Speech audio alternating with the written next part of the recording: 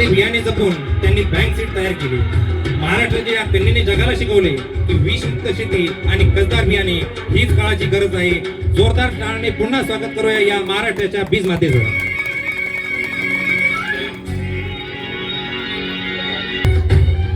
काश्मीरच्या खोऱ्यात जेथे वातावरण अत्यंत प्रतिकूल असते तिथे यांनी केशर आणि सफरचंद शेतीमध्ये आधुनिक तंत्रज्ञानाचा वापर करून महिला शेतकऱ्यांना एक नवी दिशा दिली. फुलांच्या शेतीतून त्यांनी अधिक उन्नतीचा मार्ग दाखवला. हिमालयाच्या कुशीतून आलेली ही जिद्द म्हणजे नुसरत जहां. जोरात टाळ्यांनी स्वागत करायचं आहे नुसरत जहां यांचं.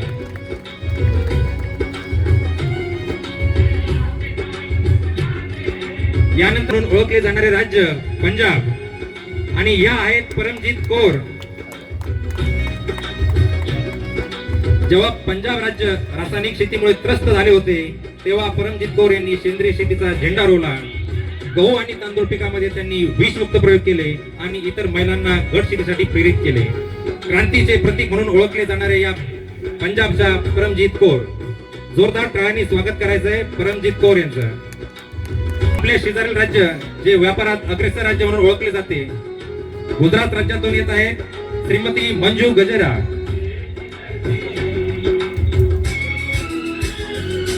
एक प्रगतशील महिला शेतकरी पशुपालन आणि शेती याची उत्तम सांगड घालत त्यांनी दुग्ध व्यवसायात आणि शेतीमध्ये नवीन नवीन प्रयोग केले. दुष्काळी परिस्थितीवर मात करून स्वावलंबी होण्याचा मंत्र त्यांनी दिला. ही ती गुजरातची अस्मिता मंजू गजेरा. जोरदार टाळ्यांनी स्वागत करायचंय मंजू गजेरा यांचं. केमचो गुजरात.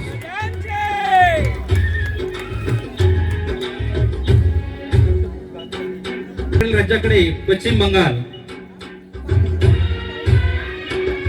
येथे आपण पाहत आहोत स्त्री भात लागवड पद्धतीचा अवलंब करणाऱ्या बंगाली महिला शेतकऱ्याचे रूप म्हणजेच पंचवती बॉस्के. कमी पाण्यात जास्त भाताचे उत्पादन घेणारे तंत्र यांनी आत्मसात केले.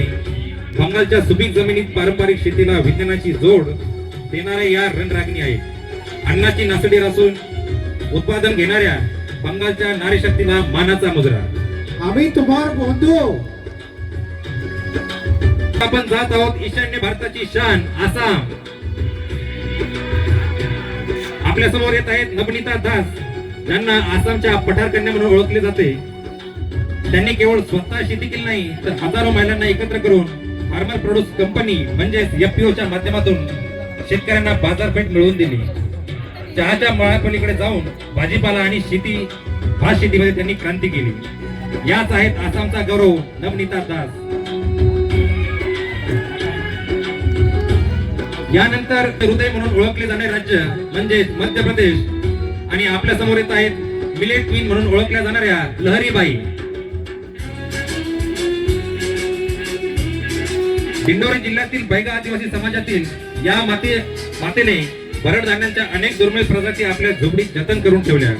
संयुक्त राष्ट्रांनी घोषित केलेल्या भरड धान्य वर्षात त्यांचे नाव जगभर पसरले. जल जंगल जमीनची संवर्धने करणारी या देशातील मूळ निवासी.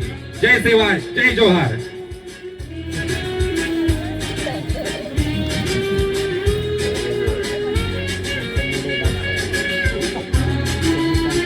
आणि शेवटी ऑफ एशिया म्हणून ओळखल्या जाणाऱ्या राज्यातून म्हणजेच आंध्र प्रदेश मधून येत आहे भूमी शेट्टी भानुमती.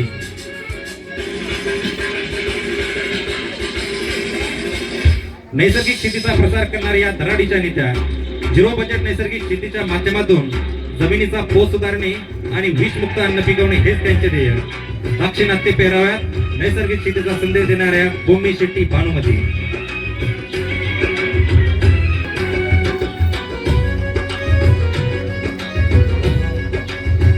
काश्मीर पासून कन्याकुमारी पर्यंत आणि गुजरात पासून आसाम पर्यंत भाषा वेगळ्या पेहऱ्या वेगळे पण मातीशी असलेली नाळ एकच. या सर्व महिलांनी सिद्ध केले आहे शेती हा फक्त व्यवसाय नाही तर एक संस्कृती आहे आणि महिला या संस्कृतीचा रक्षक आहेत. 2026च्या संयुक्त राष्ट्रसंघाने कृषी महिला वर्षाच्या निमित्ताने तालुका कृषी अधिकारी कार्यालय उमरेड तर्फे या सर्व कृषी देताना आणि इथे उपस्थित असलेल्या प्रत्येक महिला कृषी अधिकाऱ्याला आमचा कडकडून सल्यूट.